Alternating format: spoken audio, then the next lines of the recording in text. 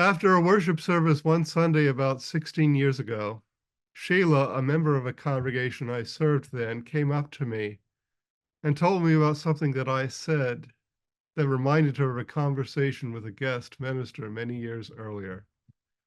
At the coffee hour after the worship service, she told the guest minister that she was a secular humanist. No, you're not, he replied. You're a religious humanist. He went on a bit defining religious humanism and interrupted her when she said why she was certainly a secular humanist. Reflecting on that encounter, Sheila said, "It still makes me angry, and I don't know why." I knew Sheila fairly well, and I knew that she trusted me, and I trusted her. I ventured a little bit into the subject. I suggested to her that she was not angry so much about whether he was right or wrong about secular or religious humanism. But the problem was that he presumed that he had the power, the right to name her more than she had to name herself. Yes, he presented a good argument that she really was a religious humanist. He was technically correct.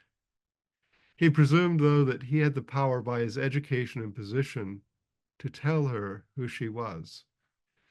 He attempted to take her power to define herself. In naming her, he assumed his own superiority and her inferiority. Naming is important to each of us. The former principle of the Unitarian Universalist Association was taken from a Universalist declaration that affirmed the inherent worth of every human personality. This assumed that everyone was unique and had, I believe, the right to be so, and by virtue of individuality, was endowed with the right to self-definition. Naming oneself, therefore, is important to Unitarian Universalism. Naming oneself is also important to persons who are lesbian, gay, bisexual, transgender, queer, or many other identities based upon sexuality and or gender identity. 55 years ago, today,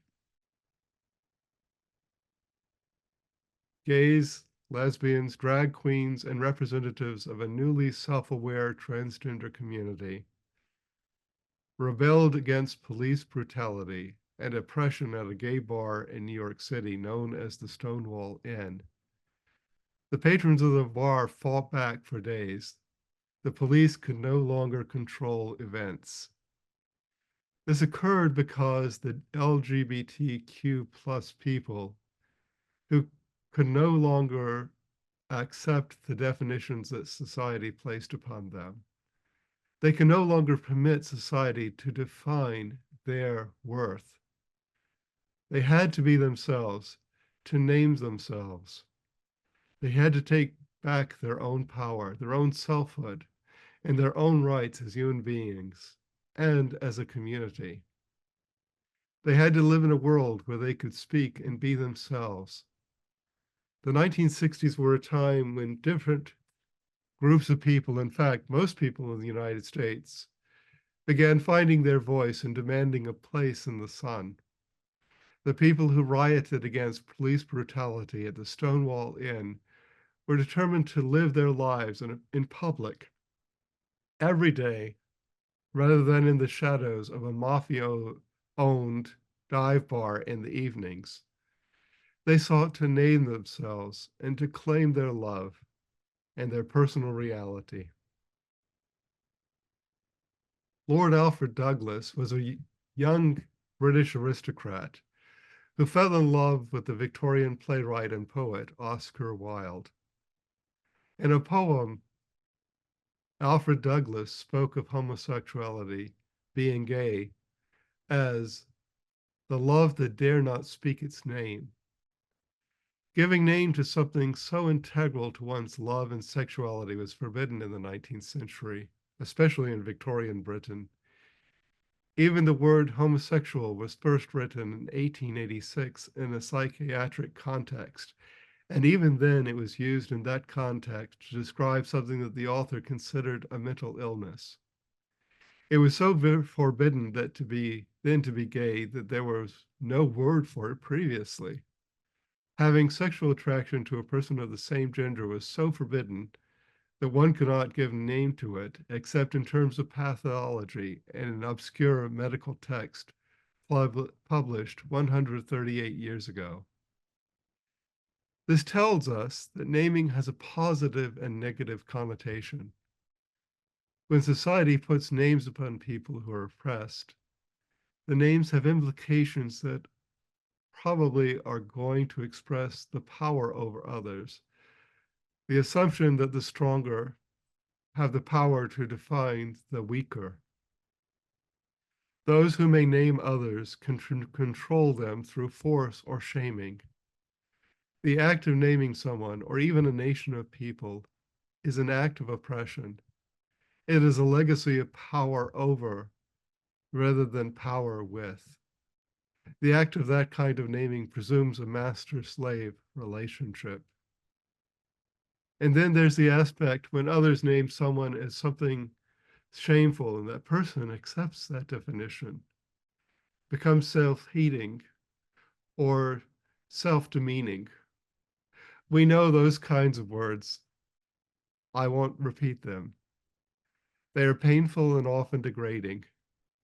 And the video we just saw, the cowardly lion bemoans that he is born to be a sissy, a term that suggests that he intends to be that intends to embarrass a man who is effeminate or unwilling to engage in conflict. The cowardly lion names himself negatively and believes that he's too fearful to be a real lion at the time he sings the song in The Wizard of Oz. And then something happens. Love happens. And he responds to it courageously. When I first began in the Unitarian Universalist ministry more than a quarter century ago, I took it into my head that I would preach a sermon about the movie, The Wizard of Oz. I occasionally announced that I would be doing a service in the next month about The Wizard of Oz in a group of people while chatting after our Sunday service at coffee hour. Unbeknownst to me, that mention spread through the church very quickly. Later that week, I was contacted separately by not one, not two, but by three middle-aged gay men who wanted to sing the Cowardly Lion song. Oh no, I thought, what am I going to do? I can't give it to just one of them. That next weekend, one of the three gay men came up to me at coffee hour and told me that he and the other two gay men had talked about it and decided they would sing the Cowardly Lion song together. And a month later, that is what they did. At the time, though, I wondered why they wanted to sing that song. I realized that those men had grown up in an era when being gay was never spoken aloud, and to be called a sissy was one of the worst things that a man could be named. As they came out of the closet, they claimed their courage and were no longer afraid to be who they were. Being called a sissy held no fear for them, as it undoubtedly did initially for the Cowardly Lion. It is inconceivable that after finding his courage, that the Cowardly Lion no longer enjoyed having his mane permed or donning a blue bow. In the movie, he delighted too much in doing those things, or having them done. More than likely, the Cowardly Lion no longer feared what others said about him and acknowledged that he had the courage to be himself. He could name himself without fear. This is something that transgender, non-binary, intersex, and gender-diverse people face. For some, expressing their truest self to others is an act of courage. perhaps one that is greater than currently experienced by gay and lesbian people coming out of the closet. Whereas gay and lesbian people are more accepted into society than ever before, it seems that some in our society are reluctant to support transgender, non binary, intersex, and gender diverse people at all. At the Unitarian Universalist General Assembly last week, a business resolution was presented to delegates to vote on entitled Embracing Transgender, Non-Binary, Intersex, Gender Diverse People is a fundamental expression of UU religious values. This resolution was a long one, and I missed it in the materials sent out to General Assembly delegates. The business resolution goes into detail about some of the issues that transgender, non-binary, intersex, and gender diverse people face in the larger society, our religious heritage, and actions our religious movement might take to affirm our support for them. It seemed to me that this was nothing controversial. So I was shocked when other delegates argued against supporting people who had these identities. It seems that others participating were also disturbed. I felt helpless to respond to comments because only those who were in lines to speak pro or con before the discussion began were permitted to speak. I wanted to say, we are supporting transgender, non-binary, intersex, and gender diverse people because Unitarian Universalists support people in American society who face oppression. We stand against laws that demean human beings. We affirm the right to embrace one's own identity, follow one's own dreams, and live fully as citizens. We affirm the right of peoples to name their own identities and live them in our communities. I also wanted to say that we support transgender, non-binary, intersex, and gender diverse people because we do not live in an abstract, theoretical world. Laws are being passed throughout this nation that oppress people who are different from what others have decided are normal. Some people, in response from their own ignorance and prejudice, have acted violently against other people. Every year on the Transgender Day of Remembrance on November 20th, there are new names to add to a list of those memorialized for being murdered, for being transgender. Our need to support these people is not open for debate. People are dying for living in truth, their truth. They are paying a horrible price for their own naming. I wanted to say more and was frustrated by the thought that I had presumed that the business would encounter, the business resolution would encounter no opposition. It seemed likely that hundreds of other Unitarian Universalists were also distressed by these circumstances. This opposition to the idea that our faith called us to support people who were experiencing so much oppression. Naming is not something that most of us in our community have to do every day, especially because most of us belong to the dominant culture that places us into the normative of what human beings are supposed to be like within our own distorted cultural views. Able-bodied, straight, white, cisgender males are the normative of what humans are like in American culture. It is interesting what being 1 degree away from that identity does to one's understanding of power and personal security. Able-bodied, straight, white, cisgender women still encounter prejudice and feel insecure at times in their selfhood. They only have 1 degree of distance from what our society tells us is the norm, the standard of being a person in our culture. What happens when a person is not white, does not have the stereotypical identity in terms of gender or sexual orientation, or is not physically able? The further one goes from the cultural image that we have of power, the more insecure and unsafe a person might feel. It needs to be considered that these are factors beyond one's control, and they do not accurately demonstrate one's ability or character. Imagine what happens when someone rises to a position of power, and that person differs in only one way from the power ideal that we have in the United States. Imagine how some might respond. We are still dealing with the reaction that millions of our fellow citizens have had to a national president who is not white. Millions of Americans are still responding to a national shock for some that a president of the United States was not a white person. Just one point of difference was enough to push some into a form of hysteria.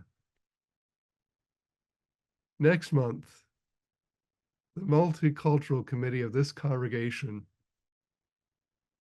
will be offering an interactive worship service to deepen the welcoming congregation understanding in our congregation. The Welcoming Congregation Program is a Unitarian Universalist Association project that leads to a congregation receiving certification as being welcoming to lesbian, gay, bisexual, transgender, queer, and other identities. This congregation has that status, but our larger movement requires congregations to learn and reflect upon welcoming congregation identity every so many years. It's a good thing to do so, I think. I have served Unitarian Universalist congregations that admitted to me that they had done so little learning and not grown and being welcoming, they probably did not truly warrant the welcoming congregation certification. To remain truly welcoming to people, one has to be curious and open to learning. To remain welcoming, a community has to embrace difference and diversity.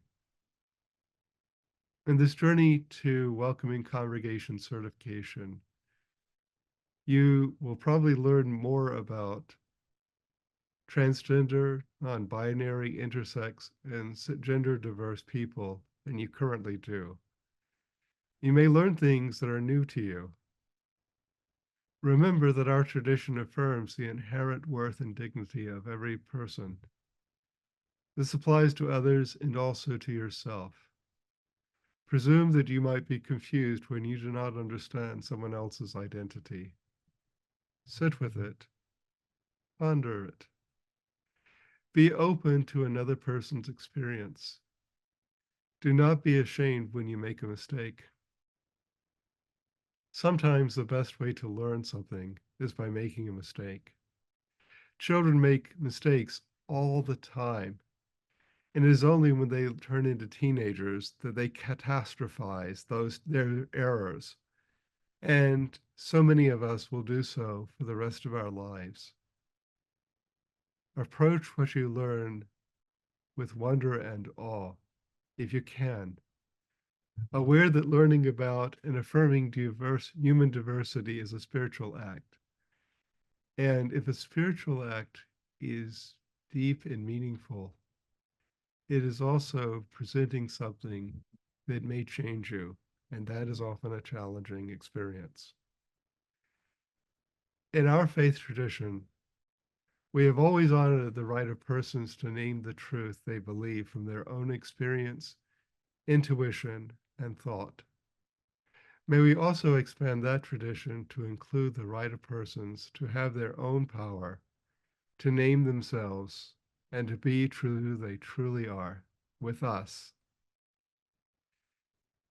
In the story, Adam's Animals, Adam learned that the creatures have their own names. May we, like Adam, be open to all people and willing to ask them what they want to be called. And you know what? If we give them reason to trust us, they probably will tell us who they are. May we labor for a day when all feel free and safe to do their own naming. So be it. Blessed be. Amen.